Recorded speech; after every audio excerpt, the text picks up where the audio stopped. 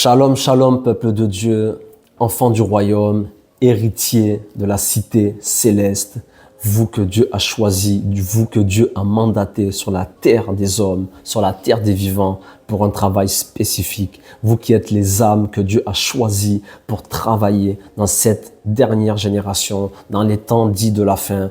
Voilà, soyez les bienvenus. Je suis très heureux de revenir vers vous. Vous qui êtes, sachez-le, vraiment les précieux de l'Éternel, l'assemblée des saints, une race élue, un sacerdoce royal. Que la paix, la bénédiction, la joie et le bonheur soient votre partage dès maintenant et pour toujours. Au nom suprême de Yeshua, son précieux Fils. Voilà, nous allons continuer sur le... nous avions commencé à introduire sur les mystères de la Torah, les mystères de la Bible, les mystères de la parole de Dieu. Et je vous disais précédemment que la Bible n'était que lumière. C'était de la pure lumière, la parole de Dieu. Et je vous disais que cette lumière avait été enveloppée, habillée par ce que l'on appelle des lettres. D'accord? Cette calligraphie que l'on voit quand on ouvre un livre. Voilà, je vous avais déjà expliqué cela. Voilà, ces lettres que vous voyez. En fait, ces lettres sont des habits, des vêtements renfermant une grande lumière. Une lumière puissante et extraordinaire. Pourquoi? Parce que ce n'est tout simplement que la parole de Dieu. Donc imaginez, le Dieu infini que nous servons, cette parole s'est incarnée dans ce que l'on appelle des lettres. D'accord? La question c'est, si cette parole n'est que pure lumière, d'accord? Comment se fait-il que nous ayons affaire à autant de religions, à autant de dogmes, à autant de doctrines et à autant de sectes? Quand je parle de sectes, je ne parle pas en termes péjoratifs, je parle en termes de courants de pensée. D'ailleurs, nous le voyons dans la parole de Dieu, la Bible parle de sectes. C'est ce qu'on appelle des courants de pensée. Donc voilà, pour avancer un peu là, voilà, aujourd'hui je voudrais aborder ce thème, d'où naissent au final les sectes, les religions et toutes ces diverses doctrines. Voilà, donc c'est là que nous voyons que si la parole de Dieu n'est que lumière, pourquoi nous avons affaire à tant de diversité et même à tant de polémiques, de problématiques, pour ne pas dire même de guerre et de division. D'accord? Nous allons essayer de répondre aujourd'hui à cette question. Et le Rav Ashkenazi disait, un rabbin du coup qui disait, à savoir pour nous francophones, mais c'est valable pour toutes les langues, que pour étudier la Torah en français, il fallait commencer par apprendre le français lui-même. En fait, il disait que le problème des traducteurs en français n'était pas tellement qu'ils ne comprennent pas l'hébreu, mais qu'ils ne maîtrisent pas les dimensions spirituelles et culturelles du français. Ce qui fait qu'ils ne se rendent pas vraiment compte de ce qu'ils font dire à l'hébreu. Il est là le problème. D'accord ? C'est-à-dire que, et je ne dis pas que c'est forcément toujours volontaire, ça peut être aussi parfois volontaire, quoique je vous disais quand même dans le premier cours justement, introduction au mystère de la Bible, je vous disais que Dieu avait aussi voilé sa parole, sa Torah, pour ne pas qu'elle soit quelque part, comment dire, qu'elle ne soit pas trop accessible, on va dire, aux êtres méchants qui voudraient utiliser cette science à mauvais escient, en fait. D'accord? Donc, voilà, pour parler de sectes, de religions, de dogmes. Donc, nous voyons par exemple déjà dans Actes chapitre 24, verset 5. Actes des apôtres. Nous avons trouvé cet homme qui est une peste, qui excite des divisions parmi les Juifs du monde, qui est chef de la secte des Nazaréens. Là, en l'occurrence, on parlait de Paul. Paul qui était le chef de la secte des Nazaréens. Pourquoi Nazaréens? Parce qu'ils étaient les disciples de Yeshua. Donc même quand on parle de chrétien, de christianisme, c'est pas tellement un problème, parce que voilà, chrétien, disciple de Christ. Mais à savoir qu'en réalité, les premiers disciples de Yeshua, ceux qui suivaient Jésus-Christ de Nazareth, étaient appelés les Nazaréens. Les Notzrim en hébreu, d'accord? Donc, on voit là que la Bible nous parle du chef de la secte des Nazaréens, mais ce n'est pas le terme péjoratif que l'on connaît aujourd'hui. À l'époque, quand on parlait de ça, c'était voilà, un groupe quelque part, c'était les dissidents un peu à l'époque, qui s'étaient séparés un peu de la doctrine qui était en vigueur, et on les appelait voilà, la secte des Nazaréens. Ok?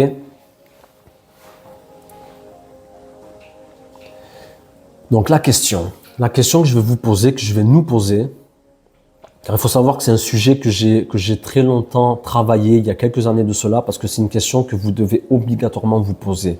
Pourquoi y a-t-il autant de sectes, de doctrines, de religions, de dogmes, etc., etc. Donc, qu'est-ce qu'une secte aujourd'hui? La véritable et profonde définition d'une secte, c'est toute doctrine qui fige la Torah, la Bible ou la parole de Dieu. Qu'est-ce que ça veut dire? Ça veut dire qu'en fait, nous allons prendre un texte et il faut savoir que la parole de Dieu, quand on parle de la parole de Dieu, on parle du Dieu vivant. Sa parole est vivante, sa parole bouge, sa parole est en mouvement permanent. Le problème que nous avons, c'est que les hommes, eux, ont tendance à avoir une compréhension des Écritures et à figer la parole. C'est ça, et c'est là que l'on appelle, et c'est ce que l'on appelle l'esprit sectaire, ou c'est là même que on peut commencer à parler de secte. Lorsqu'on commence à figer en fait la parole de Dieu. Et c'est dangereux, c'est un danger. Donc en fait, il ne faut pas lire la Torah ou la Bible avec une interprétation univoque et dogmatique, fermée comme une tombe. Car la parole de Dieu est vivante, vraiment. Ça, c'est un point essentiel à comprendre. La parole de Dieu est vivante, elle bouge, elle bouge.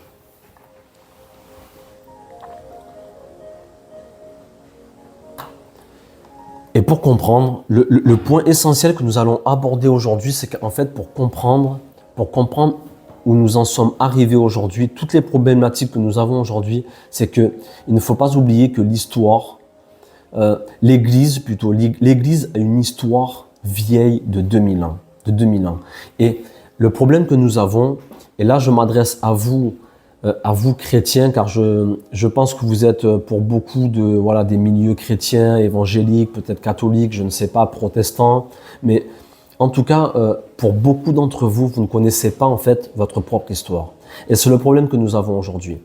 Mon travail à moi, si vous voulez, est de faire un peu le tri dans toutes ces choses pour essayer de vous amener une bonne compréhension de pourquoi nous souffrons, pourquoi nous avons tous ces problèmes 2000 ans après que la parole ait été faite chair, etc., etc.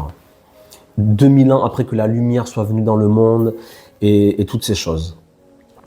Donc, il faut savoir que l'histoire du christianisme est vieille de 2000 ans. Et ce n'est pas rien. Regardez, par exemple, juste pour vous raconter une petite histoire, nous avons vu, pour revenir sur le décès de l'épouse de l'apôtre et pasteur Marcelo Tunasi, que l'on appelle Maman Blanche, il faut savoir que ça, je suis sûr d'une chose, j'en suis certain, 99% d'entre vous, du monde chrétien, dans le monde entier, par exemple, n'auraient jamais pu savoir que le jour du décès de Maman Blanche, c'était le jour de la Pentecôte. Pourquoi? Parce que en fait, le problème qu'il y a, c'est que l'Église, aujourd'hui encore, malgré les réformes, malgré les protestants, les évangéliques, les pentecôtistes, peu importe dans quelle branche vous vous trouvez, en fait, vous êtes encore soumis au calendrier gréco-romain. Et ça, c'est un problème. C'est un problème, pourquoi? Parce que nous nous rendons compte que au fil du temps, avec tous les événements qui se passent, en fait, si vous n'avez pas une lecture hébraïque des temps et des saisons, vous risquez de vous tromper et vous risquez même de ne pas voir les signes que Dieu vous envoie. Parce que pour vous, ça sera juste un jour normal, un jour banal. Donc vous n'allez pas comprendre que Dieu est en train d'envoyer un signe clair, mais que vous ne pouvez pas lire parce que vous ne maîtrisez pas. Vous ne maîtrisez pas l'agenda de Dieu. Dieu a un calendrier. Et ce qu'il faut savoir, c'est que le calendrier de l'Éternel n'a pas bougé. Ça, il faut vraiment le comprendre. Son calendrier ne bouge pas. Nous, les hommes, nous sommes passés du calendrier hébraïque au calendrier, je ne sais plus, il y en a eu beaucoup, le calendrier julien, calendrier grégorien, mais le calendrier de Dieu, lui, ne bouge pas. Donc, si vous n'avez pas la maîtrise, si vous ne connaissez pas le calendrier divin, vous risquez de passer à côté de faits très parlants, en fait, très parlants. Et ça peut être problématique pour la génération, très problématique. Et ce qu'il faut savoir sur l'histoire de l'Église, c'est un fait et pas des moindres. Il faut savoir en fait que, vous savez, nous avons eu souvent ce genre de problème ou de débat avec nos frères et sœurs dans l'Église, à savoir que, oui, mais vous êtes des judaïsants, des hébraïsants, et les gens en fait se fâchent avec nous et ne comprennent pas notre façon de faire, d'agir, de pourquoi pourquoi nous faisons les fêtes de l'Éternel, pourquoi nous faisons Shabbat par exemple, etc., etc. Sans rentrer dans ce débat qui pour moi n'est même pas un débat en réalité. Mais il faut comprendre que pour comprendre toutes ces choses, il faut comprendre que il faut vraiment en fait que vous puissiez connaître l'histoire de l'Église, les 2000 ans d'histoire de l'Église. À savoir que jusqu'à même il y a pas très longtemps encore, il faut savoir, et ça je suis sûr que très peu d'entre vous le savent, la Bible était interdite en fait. C'est-à-dire que la majorité des chrétiens n'avaient pas accès aux saintes écritures. Ils n'avaient pas accès. Pourquoi? C'est là que je vous disais qu'il y a un problème. Il y a un problème à savoir que la majorité d'entre vous, vous seriez nés dans les siècles précédents.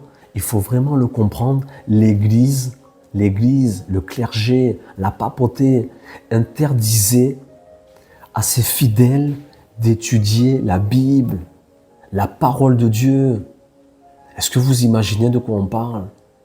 Quand je vous disais que ces écritures avaient été récupérées dans un but d'assujettir les masses, d'assujettir les foules, c'est grave, mon frère, ma sœur. Et pour vous prendre juste un petit extrait, je ne vais pas faire trop long parce que vous imaginez que je ne peux pas vous raconter les 2000 ans d'histoire de l'Église en quelques minutes.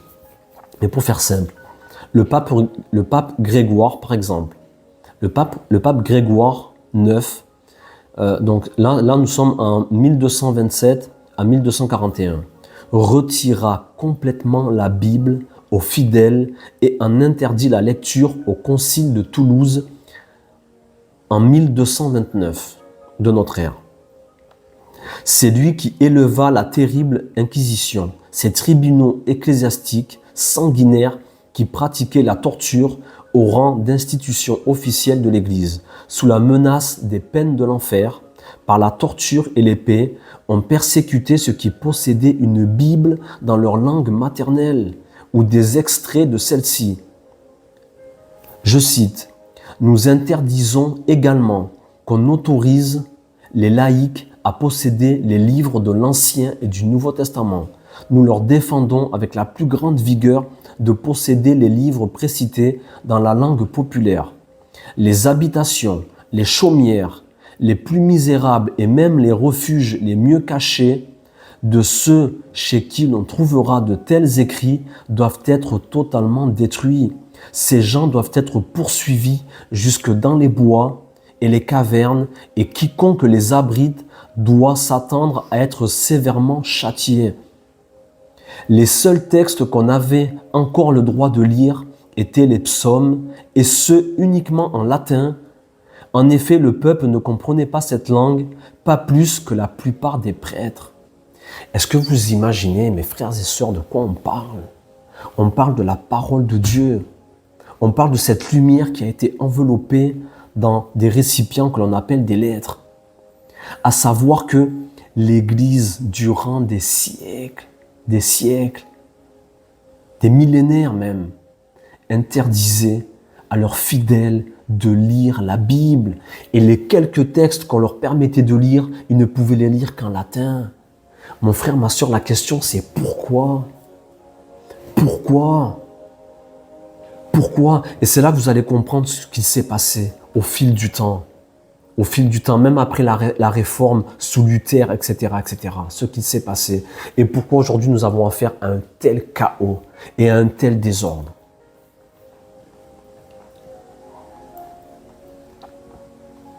Même pour dire, encore pour ajouter, le concile de Tarragone, 1234, décréta également « Personne n'a le droit de lire ou de diffuser l'Ancien ou le Nouveau Testament, faute de quoi il sera accusé d'hérésie. » Waouh! Ensuite, nous avons l'époque de la Réforme, justement, aux alentours de l'an 1500 et quelques, avec Luther, qui a été persécuté, qui a été traité d'hérétique. Bon, vous connaissez, je pense, l'histoire de Luther. Et à l'époque de la Réforme, voilà, justement, une vague de catholiques réussit à faire une percée. Grâce aux réformateurs, les hommes pouvaient désormais lire la Bible, et qui plus est, dans leur langue maternelle. Donc, on peut parler quand même, oui, d'une certaine avancée.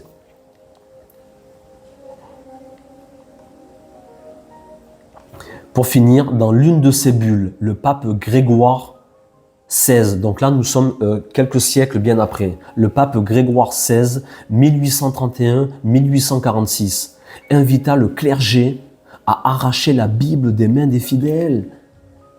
Mon frère, ma soeur, là on parle du 19e siècle.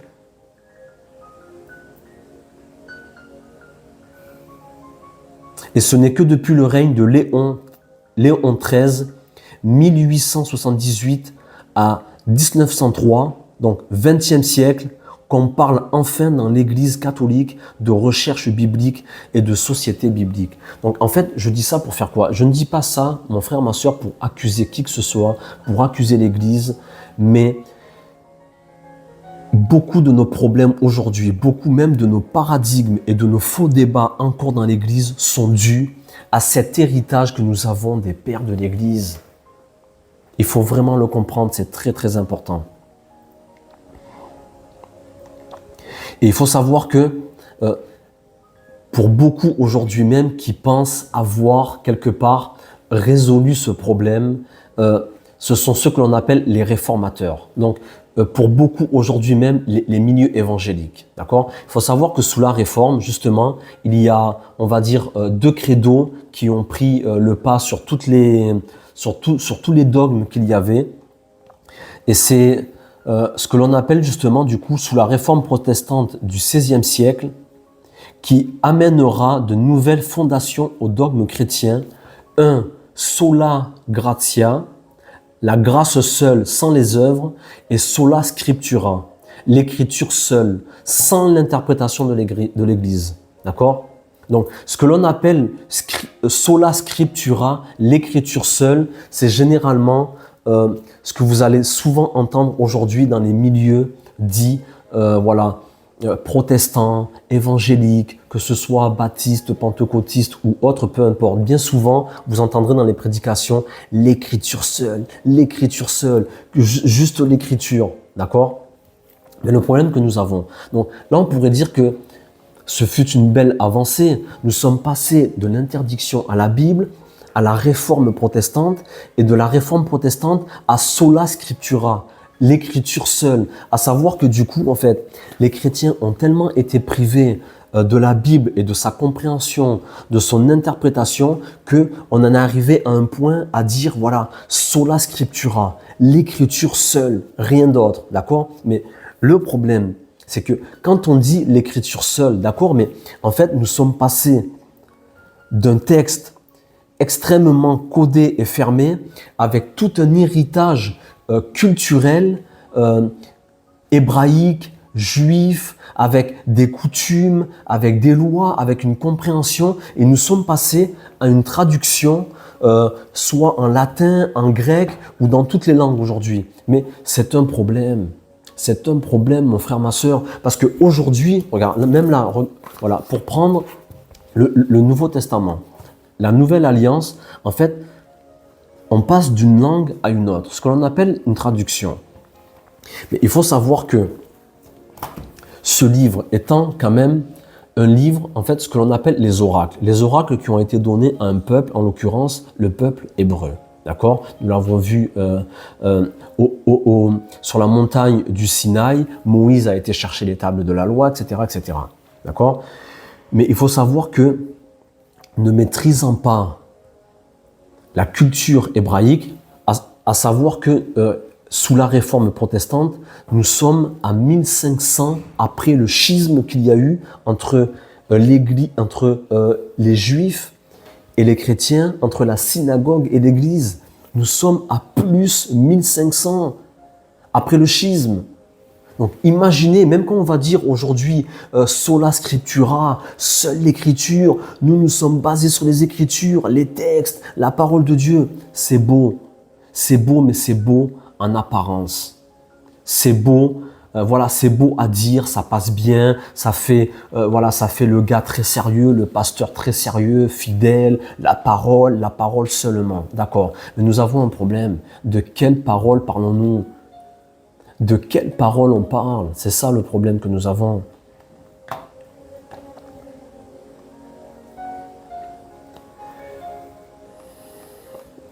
Donc, sola scriptura, ça veut dire quoi? Ça veut dire que seule l'écriture fait autorité, d'accord? C'est ça que ça veut dire. Et c'est bien, voilà, d'un point de vue théologique, c'est bien. Mais le problème que nous avons, comme je le dis et je le répète, nous nous sommes tellement éloignés de la pensée de l'Éternel. L'Éternel, il faut savoir que quand l'Éternel parle, il a une pensée, il a un agenda, il a un calendrier. Comme je vous disais, là, le 12 juin, c'était la Pentecôte. Mais si tu ne sais pas, si toi tu es encore greffé à l'olivier sauvage et que tu vis encore ta foi sous l'ordre romain, comment vas-tu comprendre ce qui se passe ou ce que Dieu fait? Tu ne peux pas comprendre, c'est impossible.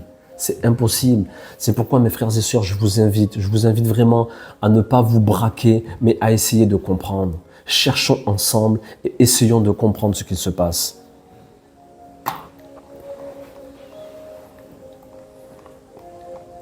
Donc, ce qu'il faut savoir déjà aussi, quand je vous parlais de la Torah, de la Bible, je vous disais que la Torah, c'était de la lumière, etc., que c'est la parole de Dieu. Dvar Hashem, en hébreu, d'accord? Mais alors, qu'est-ce que ce n'est pas?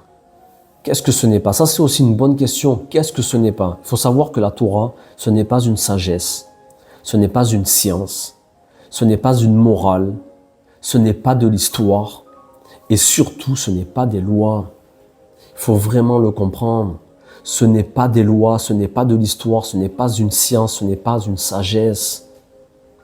Bien que la parole de Dieu, oui, soit très sage, très esthétique, très morale et très scientifique. Mais avant toute compréhension, la Torah, c'est la parole de Dieu.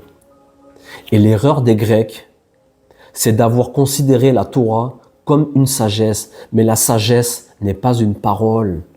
C'est ça qu'il faut comprendre. La parole de Dieu, justement, quand je dis c'est la parole, c'est une parole. Donc, comme la parole n'est pas une sagesse, il est impératif de savoir qui est l'interlocuteur. Il faut comprendre quelque chose de fondamental. La parole étant justement une parole, elle dépend de celui qui parle et de la personne à qui elle est adressée. Et ça, c'est très important.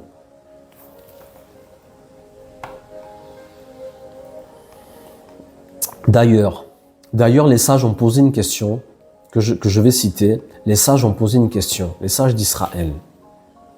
Ils ont posé une question phénoménale, une question même qui va peut-être vous choquer, mais ils ont posé une question, et cette question c'est: qui sont les méchants? Les sages d'Israël, imaginez, les sages d'Israël en train de parler, et ils ont dit: qui sont les méchants? Les ennemis, les barbares. Imaginez le poids de la question. Qui sont les méchants, les ennemis et les barbares? Vous allez me dire les criminels, les serial killers, les gens qui commettent des méfaits sur la terre des hommes, etc., etc. Vous savez, la réponse va vous surprendre, mais au fil du temps, quand vous comprendrez au fil des années ce qu'est la parole de Dieu et ce que nous en avons fait, vous comprendrez. Vous comprendrez pourquoi ces sages ont posé cette question. Aux sages de répondre à cette question. Les méchants, les ennemis et les barbares sont ceux qui prennent le texte uniquement au premier degré. Waouh, est-ce que vous imaginez? Les méchants, les ennemis et les barbares sont ceux qui prennent le texte uniquement au premier degré. C'est-à-dire cette parole qui fut éditée sola scriptura, l'écriture seule, sans interprétation. Ce sont ceux-là, les méchants, les ennemis et les barbares, d'après les sages. Mais comprenez bien qu'ils avaient leur raison de faire une telle accusation. Ils ont leur raison. Pourquoi? Pourquoi ont-ils dit cela? Car il faut savoir que, l'écriture a un corps. 2, elle a aussi des habits. Et 3, elle a enfin une âme. L'écriture a un corps, des habits et une âme. Donc, dire sola scriptura, l'écriture seule, c'est-à-dire qu'il est écrit au commencement, Dieu créa les cieux et la terre. Voilà, l'écriture seule. Mais ce n'est pas possible, mon frère et ma sœur, cela n'existe pas. Ça n'existe pas. L'écriture a un corps, un habit et une âme. Et la parole de Dieu est vivante, elle bouge. Et ces sages finiront par dire « Malheur aux coupables qui prétendent que l'écriture n'est qu'une simple narration. C'est ainsi que la Torah ne doit pas être lue, mais étudiée. » Mes frères et sœurs, la Torah doit être étudiée. Mais pour cela, nous devons retourner vers nos aînés. Vers nos aînés, les Hébreux, eux qui ont reçu les oracles de l'Éternel, avec la parole et son interprétation et son explication. Par exemple, pour vous donner juste l'idée de ce que je suis en train de vous dire, l'exemple d'une entorse perpétuée de génération en génération. En hébreu, par exemple, juste un exemple pour faire simple. En hébreu, il n'y a pas de conjugaison au présent. Il y a des participes, mais l'idée d'un temps présent est née bien plus tard. En hébreu véritable, rien n'est jamais. Tout est toujours en mouvement. Tout bouge dans la langue hébraïque. Par exemple, et même pour dire, en fait, juste de cette compréhension, c'est pourquoi ne prends pas à la légère ce que je suis en train de te dire. Cette compréhension, tu dois savoir que cette compréhension même que je suis en train de te dire, ce sont de grands secrets en vérité. Car c'est justement cette explication qui te préservera des sectes, des dogmes et des doctrines et des fausses doctrines. Et nous le voyons dans la parole, j'en avais parlé il n'y a pas longtemps. Justement, à cet esprit d'égarement qui frappera ceux qui n'ont pas reçu l'amour de la vérité pour être sauvés. Et certains me diront, oui, l'amour de la vérité, c'est Jésus et Jésus seul. Oui, je suis d'accord avec vous, mais ce n'est pas que ça. C'est aussi avoir une bonne compréhension des Écritures, une bonne compréhension de ce que le Seigneur est venu faire ici-bas sur la terre, avoir une bonne compréhension des temps et des saisons, où nous situer, comment prendre position, par exemple, vis-à-vis de ça et de ça.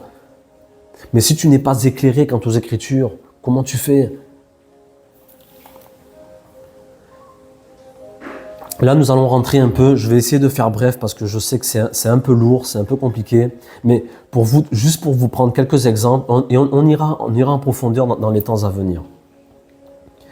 Pour vous donner un exemple, nous allons prendre le premier verset des Écritures, Genèse chapitre 1 et au verset 1. D'accord? Le premier verset de la Bible, mon frère, ma sœur.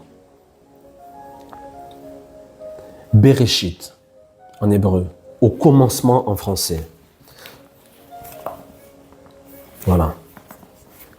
Ici en hébreu, je ne sais pas si vous voyez, vous avez Bereshit et en français là, au commencement. D'accord? Donc, au commencement, pour nous francophones, ça ne signifie pas grand-chose. Le commencement, pour nous francophones, c'est le commencement d'une chose, le début d'une action. C'est ça le commencement. Au commencement, Dieu créa les cieux et la terre. D'accord? Mais en hébreu, mon frère, ma soeur, il faut vraiment le comprendre. Et ça, c'est vraiment juste un exemple pour commencer à ouvrir vos esprits à une bonne compréhension des Écritures. En hébreu, c'est pas au commencement, mais c'est Bereshit. Et vous allez me dire, c'est pareil. Les traducteurs, au lieu de traduire Bereshit, nous francophones qui ne comprenons pas l'hébreu, eux, ils ont écrit au commencement.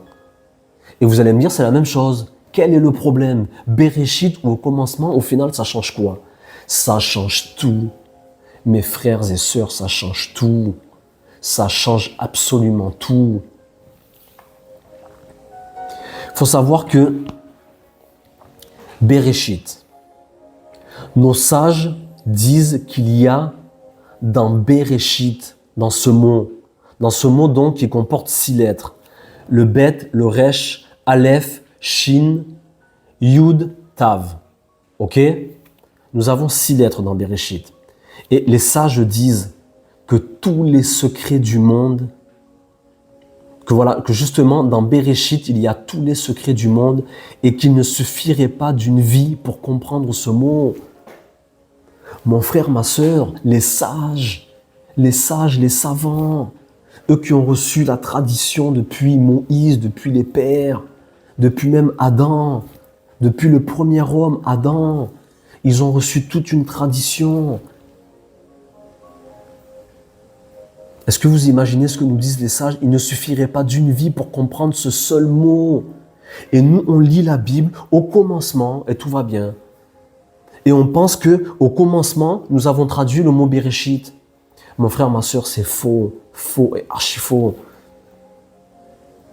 Donc, en hébreu, Bereshit bara Elohim. D'accord? Donc, si je m'en tiens au sola scriptura, au commencement, Dieu créa. Et mon frère, ma sœur, je vais vous choquer. Je vais vous choquer, mais je suis obligé de le dire. On vous ment. Mon frère, ma sœur, on vous ment. On vous ment. Et je ne dis pas que c'est intentionnel. Je ne suis pas là pour taper sur vos pasteurs ou sur les hommes de Dieu. Eux-mêmes sont enfermés dans un dogme. Et c'est là que je vous dis que nous devons chercher. La plupart de vos pasteurs, mes frères et sœurs, je vous assure, apôtres, prophètes, évangélistes ou docteurs, peu importe, ils sont nés bien souvent de parents chrétiens, de parents catholiques, de parents protestants, de parents évangéliques.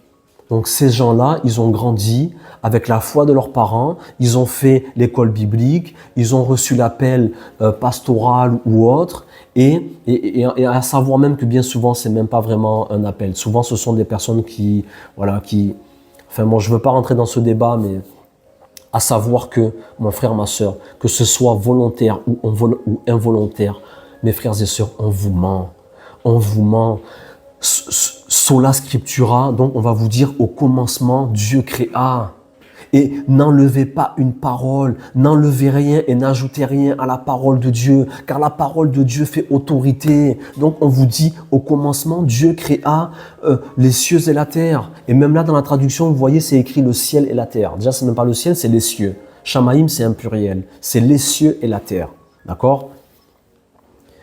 Mais le problème, mes frères et mes sœurs, le problème, c'est que qu'on le veuille ou non, le jugement vient, le jugement arrive et tout homme sera jugé aussi selon ses œuvres. C'est biblique, c'est dans le Nouveau Testament, dans la Nouvelle Alliance. Nous sommes sauvés par la foi, oui, mais nous rendrons compte aussi de nos œuvres. Et c'est là que la Bible nous dit que ceux qui auront cru au mensonge, ils seront frappés d'un esprit d'égarement afin qu'ils croient au mensonge parce qu'ils n'ont pas reçu l'amour de la vérité pour être sauvés. Nous avons une responsabilité. Si ton pasteur t'a dit « sola scriptura », l'écriture seule, oui, mais de quelle écriture parlons-nous? Il faut savoir que même le canon biblique, là, j'ouvre une micro-parenthèse que je referme, le canon biblique, est-ce que vous savez comment le canon biblique a été structuré? Est-ce que vous savez, le canon biblique que nous avons aujourd'hui de 66 livres, il faut savoir qu'à l'époque, le canon biblique, il ne comportait que 61 livres. 61. Par la suite, le canon biblique, c'était 73 livres. Et au final, le canon biblique que nous avons aujourd'hui, c'est 66 livres. Donc, même quand Jacques, par exemple, nous parle de la parole, qu'il faut se conformer à la parole, sola scriptura. Mais de quelle parole parlons-nous? Laquelle? À savoir, j'ouvre encore une autre parenthèse. Une parenthèse importante. Et je vous dis franchement, c'est même une parenthèse qui pourrait même être salutaire. salutaire, vraiment. Quand on parle de la parole, quand nous voyons dans les évangiles souvent, et les pasteurs qui nous disent aujourd'hui, oui, la parole, la nouvelle alliance, les évangiles. Mais il faut savoir, mon frère, ma sœur, lorsque vous lisez les lettres de Paul, lorsque vous lisez Jacques, lorsque vous lisez Pierre, lorsque vous lisez Jean, lorsque vous lisez les 4 évangiles, mon frère, ma sœur, ce n'était que des lettres auparavant. Ça ne faisait pas partie de ce que l'on appelle la parole. Jamais de la vie, c'est pas vrai. Ce n'est pas vrai. Le canon biblique n'a été compilé qu'aux alentours de l'an 300, l'an 363 ou 64 de mémoire. Ça veut dire que lorsque Paul parle, qu'il écrivait des lettres aux certaines communautés, ce que l'on appelle aujourd'hui, nous, la parole, le canon biblique, il n'a été compilé que 300 et quelques années après. Donc, lorsque Jacques lui-même dira, je ne sais plus dans Jacques chapitre 1, mettez en pratique la parole et ne vous contentez pas de l'écouter, mettez en pratique la parole. Mais vous pensez que Jacques qui est le frère, je le rappelle, de Jésus, Jacques qui était le frère de Yeshua et qui était chef du Sanhédrin, de la communauté à Jérusalem.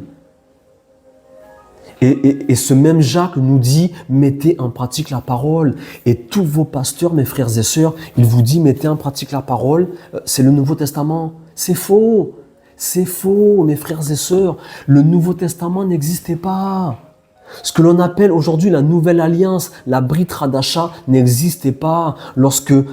C'est un exemple parmi tant d'autres, mais lorsque Jacques dit dans Jacques chapitre 1, au verset 22, mettez en pratique la parole. Il ne parlait pas ni des évangiles, ni des lettres de Paul aux Galates, aux Éphésiens, aux Corinthiens, aux Thessaloniciens et à qui vous voulez. Il ne parlait pas de cela du tout. Car même lorsque Paul écrit une lettre, il écrit par exemple à son fils Timothée pour une église particulière, mais ça ne faisait pas partie du canon biblique, frères et sœurs. Lorsque c'est écrit, mettez en pratique la parole, de quoi Jacques nous parle? Il nous parle de la seule parole qui était en vigueur. Pendant 300 ans après Jacques, après Paul, après qui vous voulez, après Matthieu, après Marc, après Luc et après Jean. Ça veut dire que la seule parole qui était valable durant 300 ans, quand on parle des premiers disciples, des pères de l'Église, des vrais pères de l'Église, ce sont ceux qui avaient reçu la parole de Dieu, qui avaient reçu la révélation de Yeshua dans les Écritures, dans la Torah, dans le Pentateuque, les 5 rouleaux. C'est ça la parole.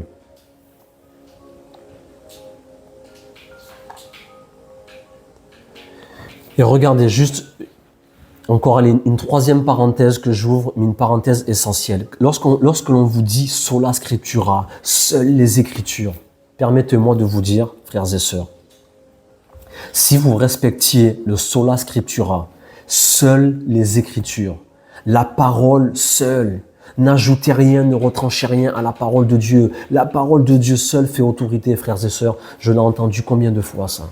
Dans des magnifiques sermons, dans de beaux sermons.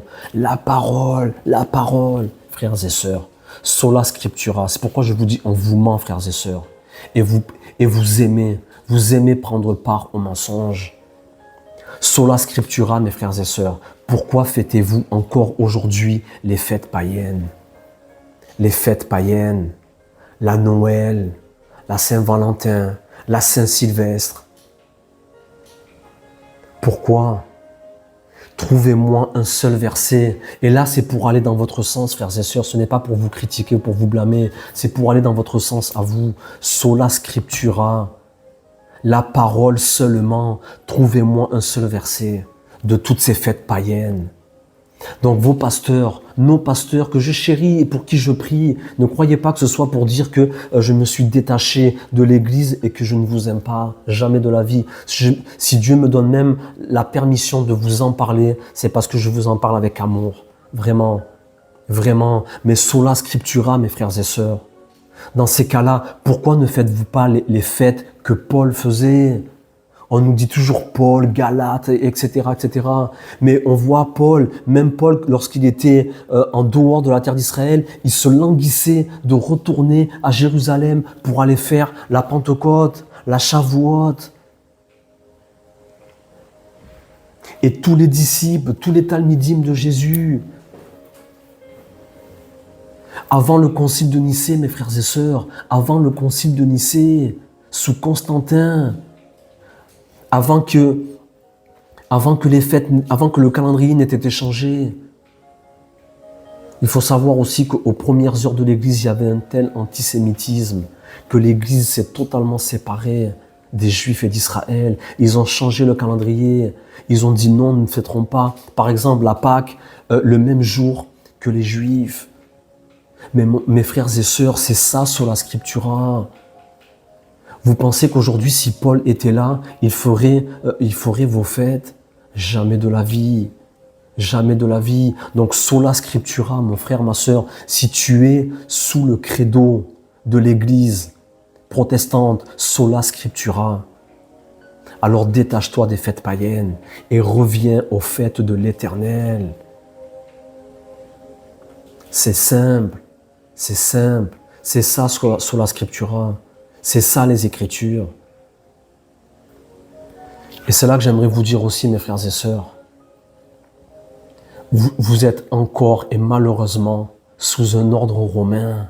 Et là, je le dis vraiment très solennellement, mes frères et sœurs, s'il vous plaît, vous êtes encore sous un ordre romain et non sous l'ordre de Melchisédek.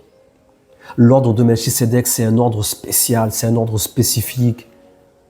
Mon frère, ma sœur, si vous fêtez encore les fêtes païennes, vous ne suivez pas Jésus en fait. Vous ne suivez pas Jésus, vous suivez Constantin.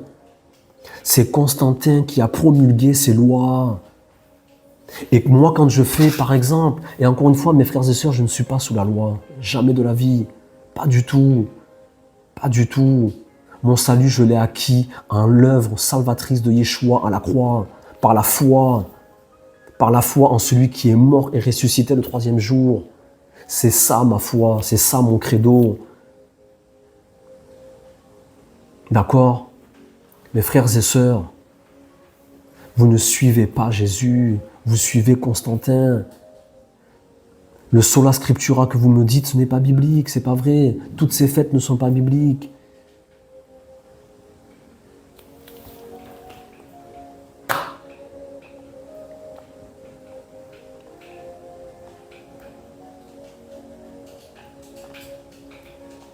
Pour finir, je vais faire simple et pour finir, pour revenir à Bereshit, au commencement, je vais vous démontrer par une science prodigieuse qu'est la Torah. Et n'allez pas me dire c'est des choses mystiques, etc. Non, c'est juste parce que vous ne connaissez pas. Et justement, le sola scriptura vous a même enfermé dans une peur d'aller chercher ce que nos aînés connaissaient et maîtrisaient depuis la nuit des temps, les oracles de l'Éternel.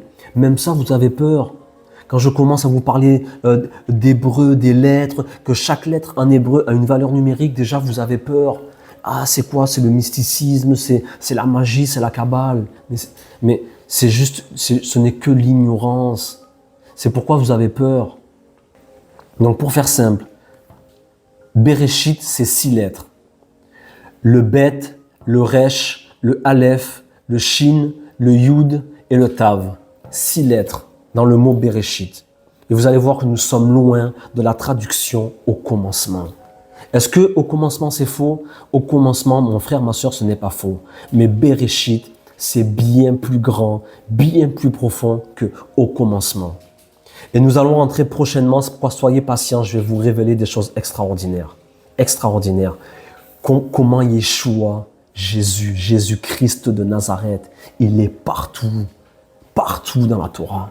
Partout. Donc, déjà pour commencer, les 2 premières lettres du mot Bereshit. À savoir que quand on parle de l'hébreu, des lettres hébraïques, on ne parle que des consonnes, il n'y a pas de voyelles. D'accord? Donc, les 2 premières lettres du mot Bereshit, c'est Bet et Resh. D'accord? Bet Resh, qu'est-ce que ça veut dire? Qu'est-ce que veut dire Bereshit et qu'est-ce que veulent dire ces deux premières lettres? Bet Resh.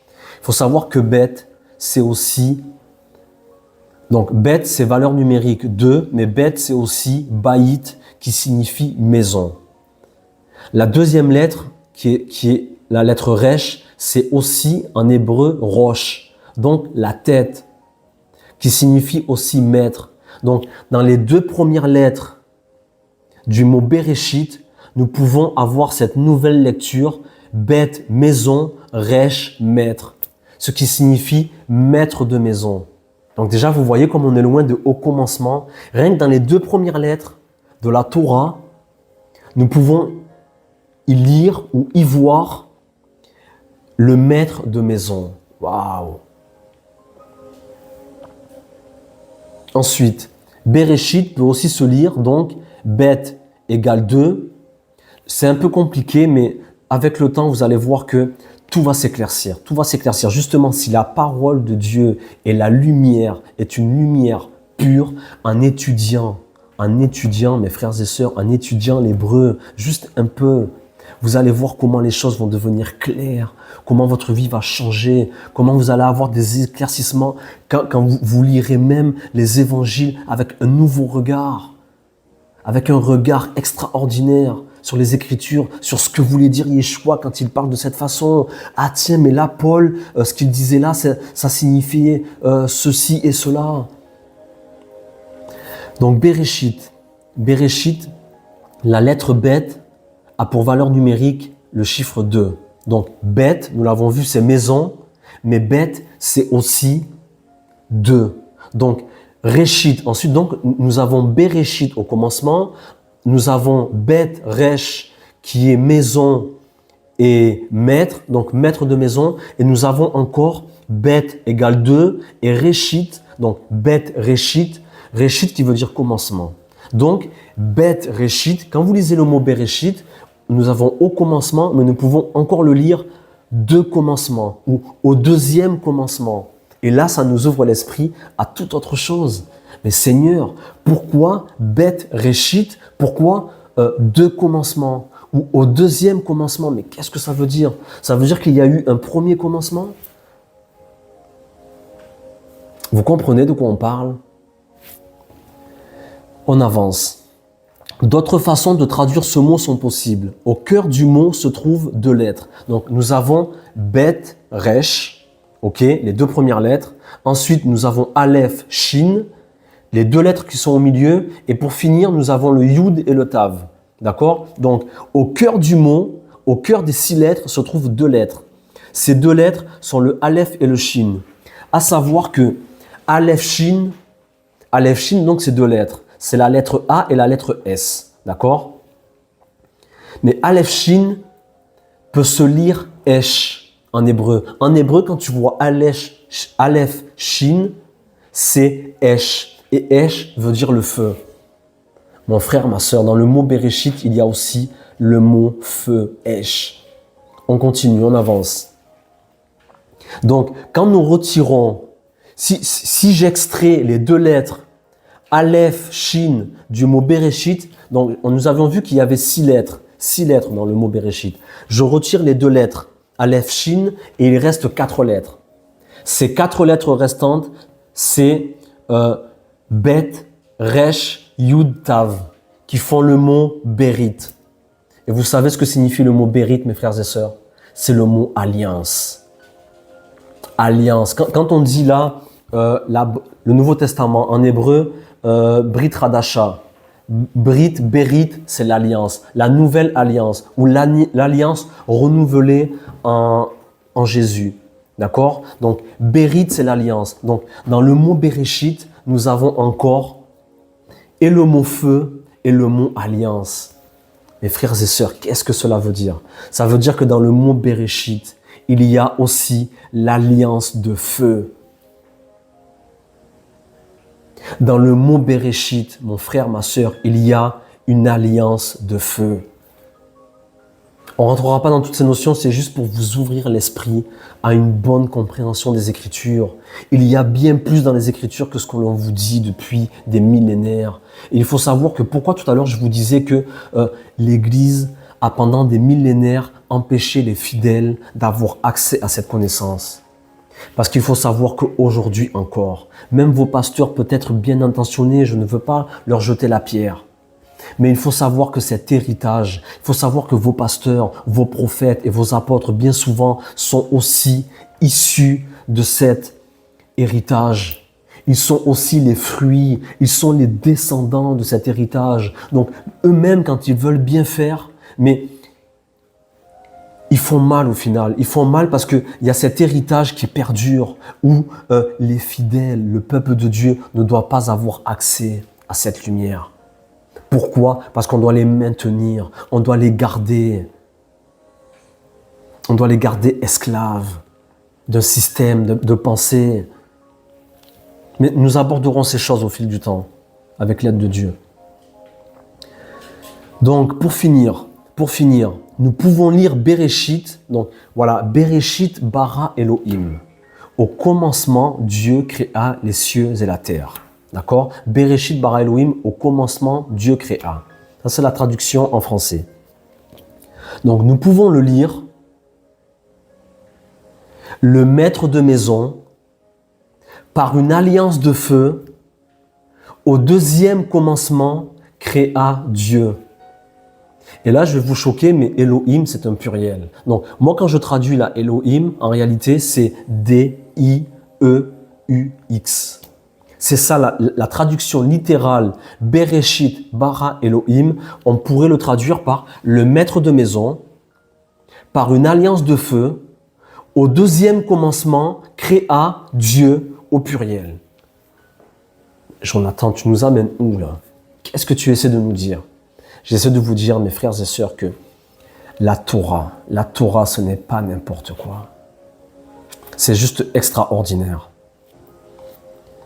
Voilà, pourquoi je dis que Dieu est un pluriel. Il faut savoir que vous le verrez partout dans la Bible, si vous étudiez un peu l'hébreu, Dieu comme on l'écrit nous, D majuscule, I-E-U, au singulier. En hébreu, c'est Eloah.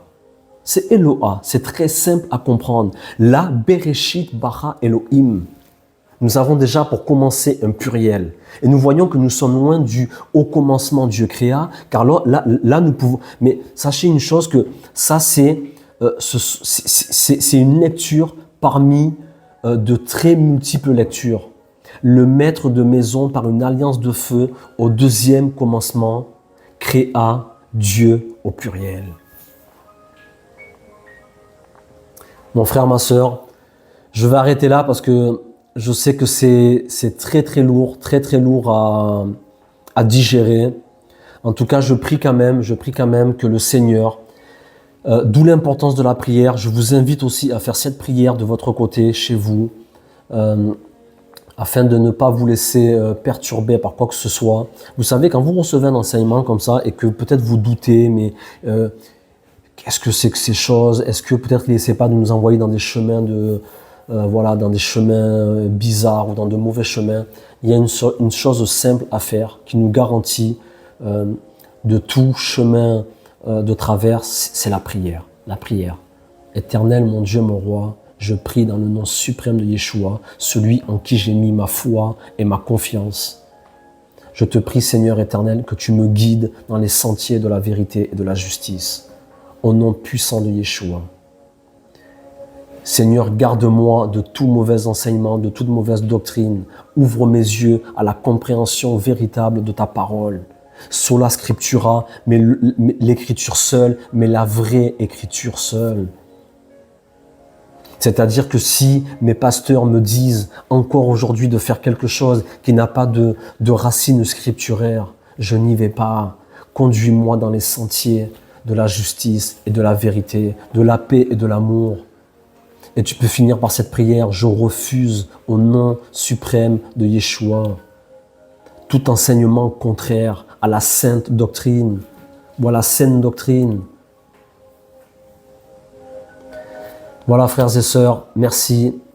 Merci d'avoir pris la peine d'écouter. Voilà, n'hésitez pas de partager. Que Dieu vous bénisse, qu'il vous accompagne. J'ai beaucoup de choses à dire, beaucoup, mais je dois aller doucement. Encore une fois, je ne sais pas qui vous êtes, je ne sais pas qui se trouve derrière son PC, derrière son smartphone. Donc voilà, je vais doucement. Je m'excuse aussi pour le temps que j'ai pris. Je manque vraiment de temps parfois, que le Seigneur nous aide. Parce que j'avais commencé le premier enseignement sur introduction au mystère de la Bible il y a peut-être un mois ou 2 mois, je ne sais même plus. Et c'est vrai que j'aurais dû enchaîner les uns derrière les autres, mais le temps me manque vraiment, je vous demande pardon. J'essaierai de faire une playlist peut-être en mettant toutes ces vidéos afin que vous puissiez les suivre les unes derrière les autres. Voilà, en tout cas, merci pour tout. Et vraiment, ne vous laissez pas tourmenter par rien au final, parce que le manque de connaissances est mauvais, est dangereux. Vous savez, Yeshua nous a fait de grandes promesses. Il nous a promis bien plus que ce que nous vivons actuellement, bien plus. Le problème, c'est qu'il nous faut retourner. J'allais dire à l'essentiel, vous allez me dire, oui, mais l'essentiel, c'est Jésus. Je suis d'accord avec vous, mais il nous faut retourner aussi à la pensée de l'Éternel, en fait, à la véritable pensée de Dieu. Dieu a un agenda précis, mes frères et sœurs, ça, je veux vraiment insister là-dessus. Dieu a un agenda. Si vous ne connaissez pas la pensée de Dieu et son agenda, vous allez passer à côté. Et peut-être vous allez me dire, oui, mais pourtant, on voit bien que Dieu a fait grâce à nos pères dans les années, dans les générations précédentes. Oui, mais ça c'était avant. Il faut savoir que Dieu est, nous l'avons souvent vu, Dieu est patient, long à la colère, miséricordieux, riche en bonté. Oui. Mais quand la Bible nous dit Dieu est lent à la colère, ça signifie aussi que Dieu peut se mettre en colère. Mais il est lent à la colère. Donc Dieu a fait grâce, oui. Il fera grâce encore, mais les temps viennent, mon frère, ma sœur, où tu dois te greffer. Tu dois te greffer. Et c'est là que j'aimerais vraiment finir là-dessus. Une erreur a été perpétuée aussi de génération en génération, où l'on nous a fait croire que l'olivier sauvage, c'était les nations, les païens, et que l'olivier franc, c'était Israël. Mon frère, ma soeur, au risque de choquer, mais je dois dire la vérité, je me sens poussé là de vous dire la vérité. L'olivier sauvage, mon frère, ma soeur, ce n'est pas les païens. L'olivier franc, c'est Israël. L'olivier sauvage, c'est l'Église, frères et sœurs. Et les temps viennent. Paul, et vous savez, moi je suis même certain d'une chose. Paul, on dit l'apôtre Paul était prophète. Paul a fait des prophéties. Et Paul, même on le voit, Paul parle avec un esprit prophétique. Clairement. Quand on connaît Paul, et voilà, on voit que Paul était clairement un prophète, et un prophète redoutable. Et nous parlerons un jour de cette parabole, Romains 11, la parabole de l'olivier.